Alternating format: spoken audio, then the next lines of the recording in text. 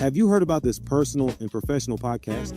Coaching in Session with your host, Michael Rearden.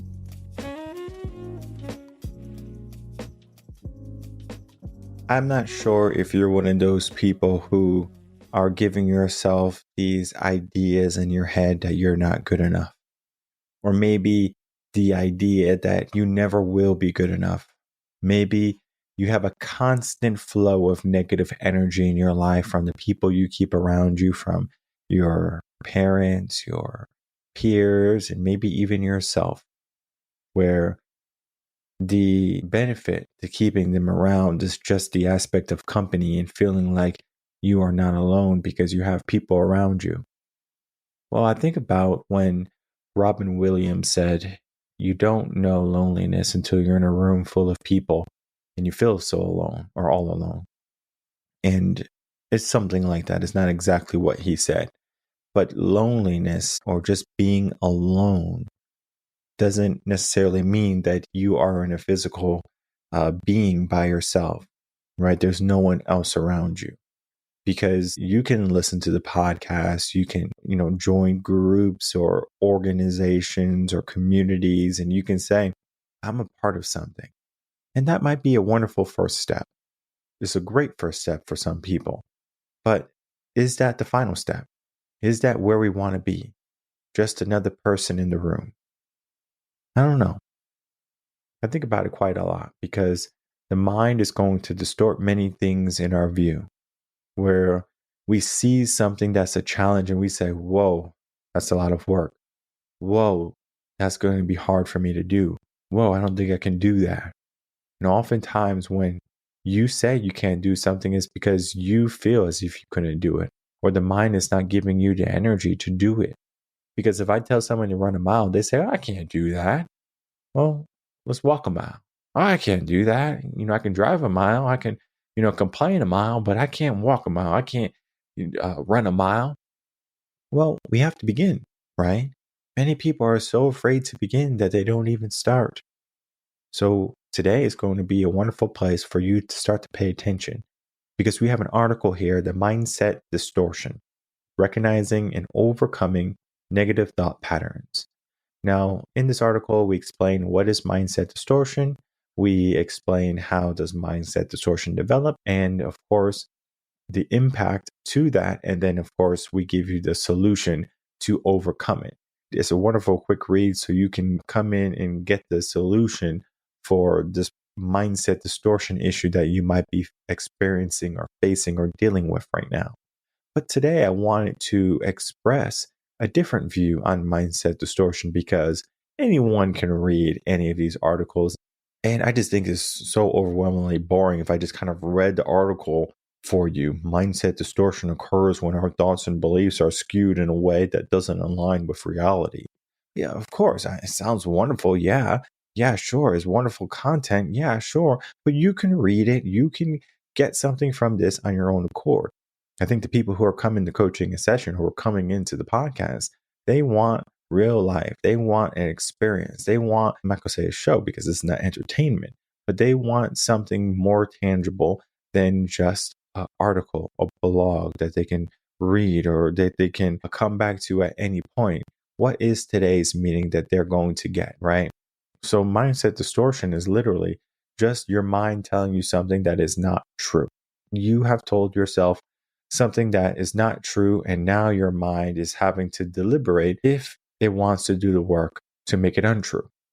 Michael, what do you mean by that, right? The mindset is not true, and now you're telling me that I have to, change my mind for, to tell my mindset to make it true? Well, yes, I'm telling you, you have to do the work, right? I think about a story, and I haven't told the story for quite a long time. It's a wonderful story, where I was a swim coach and there was an individual, let's call him Tom. He was 3 years old. I've known Tom for some time, teaching him how to swim. I taught him when he was 2, when he was starting off. He was afraid of the water, where you couldn't even bring him into water. Literally, we were just kind of going into the water and just kind of moving around in the water, having a conversation. Eventually, he started to trust me, right? And eventually, he started to get more courage from being in the water, right? He was confident in his abilities and his skill. So he was able to swim, of course, naturally. And down the line, of course, he had a sister, so she was only a couple of months and stuff, but he was such a good brother. He was powerful, but he wasn't always that way. He was a timid boy in the beginning, as I said. He was a boy who was not confident. He was a boy who was uncertain of his abilities. And it was my duty, it was my job, it was maybe my obligation to that young man, to that boy, to say, hey, let's make something out of you, right? That's life. Let's build you into something better. And for him, it was to be a better swimmer, to get him to swim. And that's what we did. But I remember one time when he was getting confident and he can swim real good, like he was a good swimmer. I told him, I said, okay, I want you to swim across the pool.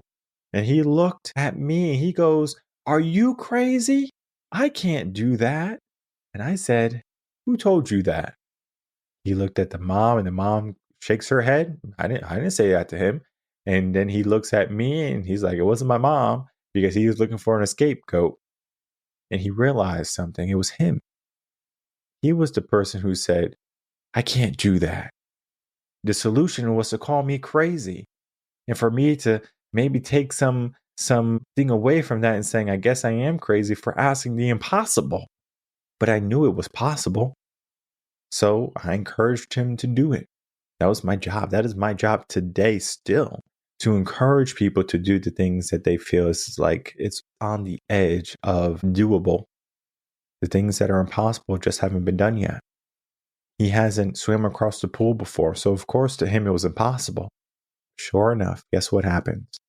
I make him do it, right? And there was no ifs, ands, or buts about it, right? I'm not going to say, oh yeah, you're right. Let's do it tomorrow. Let's do it next week. Let's do it next year. Let's do it another time because today you're not ready, right? No. We're diving in. We're going head first. We're making sure we accomplish what we think we can't do. So he started swimming. I was there every step of the way, and he did it, right? He made it all the way through, but halfway through, 75% of the way, he started to question his abilities. I tell you, he started to look at me and he was like looking at me to save him. He was like, please save me. Please save me. And I said, no, I'm not going to save you unless you need saving. You worry about getting to the end of the pool. And sure enough, he got there. And the moment he got there, you know what he wanted to do? He wanted to detest. He wanted to detest his accomplishment. He wanted to cry because it was so scary, because it was so tiring. And I know how to get around that, right? Give him a high five. We give him like a big chair saying, you did it. Wonderful, right? It's basically breaking the pattern, right? For anyone teacher, right? You know it. Breaking the pattern. He was starting a pattern. I finished it. He didn't need that pattern. What he was trying to create had no purpose. So I said, I'm going to not allow that to happen. I'm going to give him something to worry about. He was not going to create a distortion on my watch. I didn't allow it. So the mom cheered, I cheered. And then after we had some playtime, it was a fun lesson, right? That boy, when he left, I had another lesson coming, of course. And sometimes when they do something amazing like that, swim across the pool or something like that, they become fixated on maybe me or maybe what's happening in the water. So the next person comes in and we see, again, it's like a switch. Got a new kid, new student. Let's begin. New client, let's begin, right? Where are you? So where they were might have been different than where he was. So now he's out of, my view. He's doing what he does with his mom, but he's looking back and I'm paying attention. And he's watching me have this lesson with this new student. And he's like, whoa, this person is doing wonderful things too. This person is swimming, they're doing arms and kicks, the same things that I can do. So it's almost, what was going on in his mind, I can only think. But on the next lesson, let me tell you, that boy came back and he's like, are we swimming across the pool? I said, not today. Not today. And he was like, right, like a little disappointed. that he wasn't going to swim across the pool because he thought he can get the same, feeling of being appreciated, of being wanted, desired, cheered for, right? But one of the reasons my coaching was so effective, and again, the people who wanted me, they understood what type of coach I was. It wasn't one of those fluffy coaches like, okay, sweetheart, let's do this. It was a drill sergeant. I made them swim until they took a nap in the car, and the parents loved it. The parents loved the nap time in the car because the kids would just be rambunctious. But then some of the kids, they developed the resilience and, more energy because they swam so much. They just had a higher energy pool. So just so funny because then those kids would just kind of run amok on the days they didn't have swimming. So either way, it was definitely interesting. So instead of giving him things that he was confident in, because he knew he can swim across the pool, I gave him things that he wasn't confident in. The things that were new for him, the new swims. We did breaststroke and backstroke, the things he didn't like. So then now he's learning, like, okay, I came in very confident. I came in, I was going to swim across the pool. I came in thinking I'm going to do all these things that I like to do, or the things that are going to get me the most appreciation. But for us, we did things that we needed to work on. And many people, when it comes to like learning a new instrument or something, right, they repeat what they're good at. They repeat what they know. And in life, sometimes people, they say, well, if I don't know it, then I don't want to learn it. Or maybe I can't learn it, right? Whatever mindset is going on, you're giving yourself this idea of, you know what? What's this thinking that I'm, trying to do something that's going to require so much energy. Think of New Year's resolutions. People wanted to go to the gym. Right now, it's May. Let me tell you, the gym that I go to, it doesn't get a lot of people, but I was like, we've got a couple people now, right, coming to the gym. It's May, they're all gone. All those hardworking individuals, they're still paying for their membership probably, but where are they? Yeah, sure, maybe they come at a different time, but I go several times, sometimes a day, because I have to not only go for me, but then I have a client that I have to go see too. And I'm like, listen, I'm seeing the people there, right? So I'm working out sometimes multiple times a day because, people don't like working out by themselves. So I do a couple things with, with a couple people, but, it's neither here nor there. It's the idea of you started something, but you didn't finish. So your mind told you something at some point that distorted your way of thinking, that distorted the pattern of you going to the gym. So you have to overcome the negative ideas or the negative thoughts or the limiting beliefs that come in your mind of maybe not today. I'll do it tomorrow. I'll do it next week. I'll do it when I'm not sick. I'll do it when I'm more financially stable. I'll do it, another time, next time, whatever it be, right? We give ourselves an scapegoat. We don't take responsibility. So we need to start to take responsibility for all the things that we say and all the things that we allow. How do we do that? Well, let me tell you, it's not easy. It's extreme accountability. And I mean extreme accountability. If you're struggling with something right now, it's your fault. I know. Extreme accountability. It doesn't feel good, right? I would love for, you to be able to blame it on someone, but I want you to blame it on yourself. And the blame is not so much in a negative fashion, right? I don't want you to think of it as a negative thing where I'm blaming myself. I'm so stupid. I'm so dumb. Like, we don't need those negative thoughts, right? They don't serve us. What I'm saying is that if you don't have money, for example, right? It's your fault for not having money. You can go and you can get money. You can go create money. Money is one of the easiest things to get. Now, happiness is a little bit different, right? You're not happy, right? So we have to go out and we have to learn what happiness is. I didn't say get happiness. We need to learn what happiness is. Maybe you want fulfillment, right? Well, we need to figure out what will make us fulfilled. Because it might not be a 9 to 5. It might not be a Taco Bell late at night. It might not be video games. It might not be, being number one on the employee charts or whatever, right? It might not be that. It could be something simple. It could be going for a walk in the morning with your family. It could be, talking to a long lost friend, right? Right. That can help you, give you some direction. But the mind is always going to be distorting itself to try to fit in, to try to go under the radar. In a sense, the mind is going to be your greatest enemy, but it can also be your greatest ally. So we need to start to say, hey, to the mind, like, how can we start to think in a more positive way?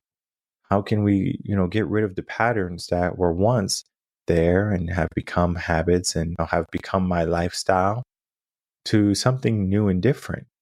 Because the person who might be 300 pounds obese, who commits themselves to go to the gym, to stop drinking alcohol or to stop eating the wrong foods, can do a 180 in their life. And when someone looks at them, they say, I don't even know who you are. I don't recognize you. And it's not an insult. It's the transformation that is shocking to an individual. They say, whoa, like you have changed. And if you have changed, you can say, good, I'm glad I've changed. Because who I wasn't happy with that person. I think of the singer Adele. I talk about this, here and there. When she lost all the weight, all her fans were like, Adele, you look better when you were bigger. I can't believe you lost all this weight. And she's like, I feel fabulous. I feel great. Why would someone try to take that away from her? Why would someone belittle her hard work? Because maybe they don't want to do it. Maybe because they are on that journey themselves. So there's going to be people who are going to be the naysayers. There's going to be the people who are going to be the people who like are saying, hey, like, I'm glad you did it. Whoop-de-doo. Here's your, here's your trophy. Don't get too cocky, that type of personality. But the reality is they don't want to do the hard work or commit to the hard work that you have done. And maybe they start, right? Maybe they start, but they don't finish. And that is true for so many people. They start and they don't finish. The people in the gym that they started in the New Year's and they're not finishing. Yeah, they'll start in 6 more months, but they will just do the same thing again. It's the routine. It's the mindset. It's the distortion of time. You think that you can do something for 6 months and then take 6 months off and then do something for 6 months and then take 6 months off and then life is going to be magically where you need it to be. No, it doesn't work that way. People don't get fat from eating one cheeseburger or one pizza. They get fat from eating one cheeseburger a day or one pizza a day. This is the problem. It's consistency that can either make or break a person. So are you being consistent in your positive thoughts? Are you being consistent in your positive behaviors and actions? Or are you being consistent in being negative? It's easy to be negative. The brain is naturally wired to be negative.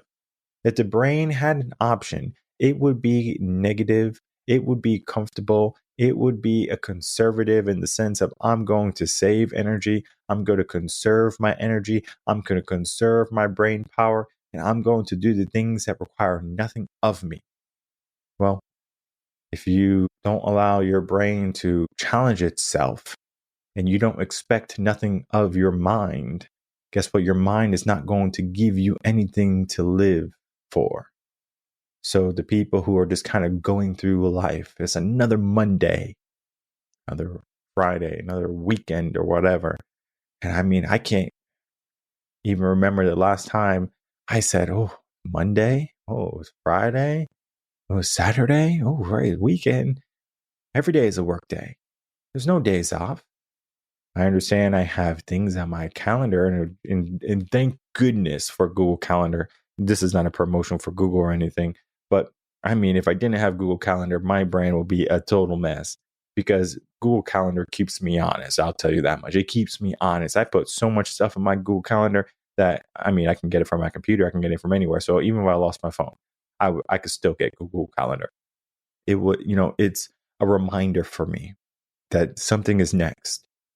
But then it's also a reminder for, yes, I have something next, but maybe you have an hour here. I have some free time, right? What's important? Because we might, be giving ourselves all of these things that we have to do. We might be giving ourselves all of these things that we're not. And maybe we miss out on all the things that we are. Because maybe we're a good person. We are a good husband or a good wife, a good mother, a good father, a good brother, a good sister, a good son or good daughter, a good employee.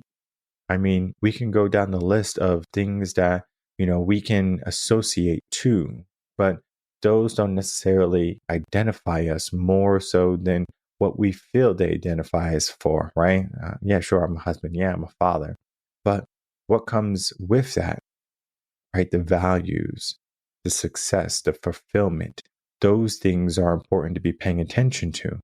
Because if I say, just in a negative thought pattern, I don't want to be like my father because my father was this and that, and I'm going to make sure I shelter my child. Well, that's not necessarily, a negative thought or anything. It's not like you're hurting anyone by that thought pattern, but it doesn't serve a purpose for your child because now your child is going to grow up without the experience or the understanding of hardship, maybe, or grow up into the understanding of a struggle, right? Because they don't have the negative, they just have the positive. And I say in life, you need to have both. You need to have the negative, you need to have the positive. And one of the best negatives you can give a child is hardship. And going back to the story with that boy who swam across the pool, we can swim in life too, right? Because right now you might be sinking. Right now you might have a cinder block attached to your ankles and you are barely able to keep afloat. And just in moments, maybe you're going to give up and give in and you're going to sink to the bottom. What are you going to do? Are you going to fight? Are you going to, succumb to the weight of what life is or your struggles and challenges? Or are you going to, give yourself a new voice of that voice that's saying, I can do this. I can swim longer. I can tread water longer. I can swim across the pool. I can swim into the destinations or to the destinations in life that I have my eyes set on. Because the moment you do it once, you can do it again. Because the mind only has to see something as possible once to understand that it is possible. And whether you do it or someone else doesn't, it doesn't matter. So the mindset distortion can be easily, beaten by just surrounding yourself with people who are already doing what needs to be done. Give yourself a coach, maybe. They're already doing what needs to be done. They're walking the walk. They're talking the talk. You want a good body, a good mind, a good life, essentially, depending on what life means for you, because life can be different, right? Life can be a good life for me is I want to live this place and that place, and I want to be able to do this and that. And I encourage people to find people who have done what they're looking to do. Because if you want to be a CEO of a billion-dollar company, see if Elon Musk might be able to give you some coaching or something like that. That would be where you begin, right? You inquire, you become inquisitive, and then you can either follow the course he did, or you can, seek mentorship of people who have helped people just like Elon accomplish the goals and the dreams that they wanted to do. We all have the ability to do, but not everyone will do. And in this article here, Mindset Distortion, recognizing and overcoming negative thought patterns is going to be an easy read for you to understand what is mindset distortion, does mindset distortion develop, the impact of it on your thinking, and of course, the steps to overcome it. Because today, we talked about the idea of mindset distortion in a way of just being human, of just being naturally on this earth of what happens with or without our consent. But we also need some direction. So I encourage everyone to check out the article. The link is going to be in the description box below. An easy, simple read. And then, of course, once you apply this to your life, you're going to immediately start to see some changes because it is more of an awareness. When you start to say something or when you start to do something and it's against your positive mind, right? So it's more in the negative fashion. You're like, whoa, that was negative. Whoa, that was fixed. Whoa, that is not to my abilities, right? I can do so much more. So we don't take the lesser road. We don't take the easy cop out. We challenge ourselves. And I encourage for you to get a friend, a mentor, a coach, whatever, that's going to challenge you to be different, to be better. It might seem like, like I have to, get all these people in my life to help me succeed. And no. There's people who do it without coaches. There's people who do it without any eyes on them. Their eyes are all that matter, right? But the mindset of who you are right now, maybe it needs some work and maybe it needs some reinforcement.